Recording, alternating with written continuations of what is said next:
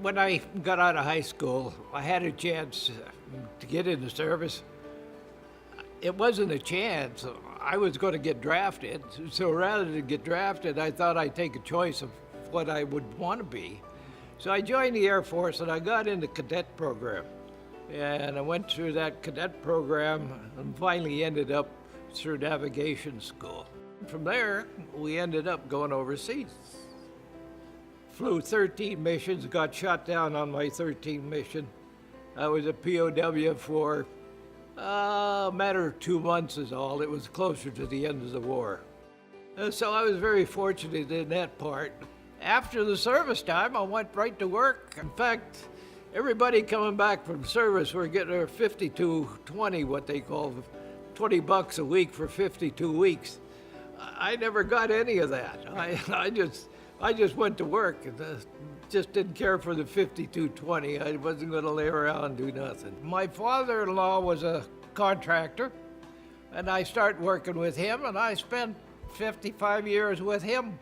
I had knee surgery, and then right after knee surgery, I came down here. I can't sit still. I got to be doing something. The Erie City Mission has been connected with Santa's Helpers for the last 12 years. And over that time span, there have been thousands of toys that Santa's Helpers have crafted lovingly and have been donated to the Erie City Mission. We turn that around and then distribute those toys to needy families within the Erie community. And without the help of Santa's Helpers, we couldn't be able to accommodate all of those families. It is the loving, helpful hands of these great volunteers who work through the whole year that make this possible. Believe it or not, even these days, a lot of children wake up without toys. And if it wouldn't be for Santa's Helpers, they wouldn't have them. Some of the things that they make is tremendous. When I first started here, I was making toys. I started 2 days a week, and then it just progressed to the point it's been 4 days a week. And I started in '88, so this will end up 26 years, you know. A few years ago, at his job, Harry broke his arm, and he was out of commission for a few months, but he still went to work. Harry is one of our longtime parishioners here. He's been an usher at the 7 o'clock Mass for more than 40 years. In terms of our festival, Harry is one of our money counters. He's there each day of the festival, no matter what the heat, no matter what the weather, he's there. He was involved with putting in the parish gas well any number of years ago. One thing unique about Harry, he does not quit. He has donated in 1 year more hours than some people actually go to work. Never complains, always willing to help you. Stops what he's doing to help you. If you're doing something, he walks by and sees there's the easier way or a safer way. Safety is important, you know. You know, a lot of these guys that started here were office helpers. They didn't even know which way to hold a hammer, you know, and so they ask for instructions and you try to give them what to do so they can do it safely. Well, when I first came here, Harry was the leader, and he ran a good shop. I was just a simple banker, and he taught me a lot in using the toys, using the machinery, using the drill press, using the lathe, and using the table saw.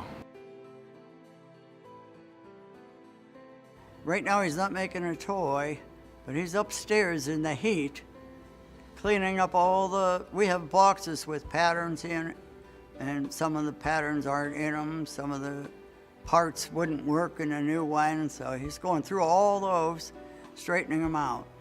A lot of people will just go to Harry right away. I mean, when something you can't find. I always go to Harry. He always knows where everything is. So. Here's where we store most of our toys. These are all patterns. We got these, and would you believe we got probably 5 times that in that other building. As you see here, all these boxes, then every now and then you get a guy like that that's been bad boy and they put him back in here. This is just some of the wood that we have here. Old wheels, anything that we can use, we kind of store up in here. Try to straighten some of this stuff out here. They're looking for items that they couldn't find, and they want to know where did you put it, or where can I find it. I got a pretty good idea where most of the stuff is and what we own and what we have.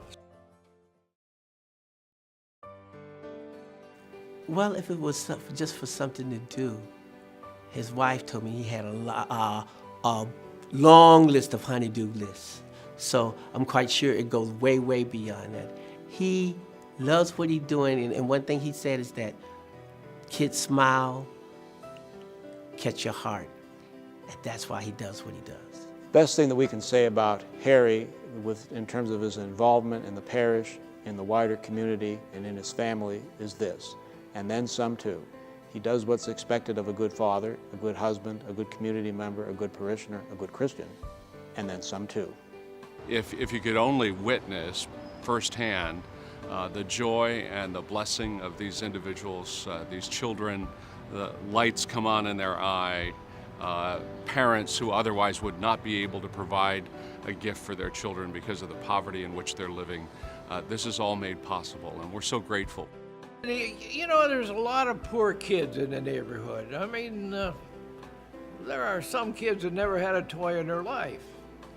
And then you got to consider too, lately we've been getting a lot of the immigrants, they don't know what toys are.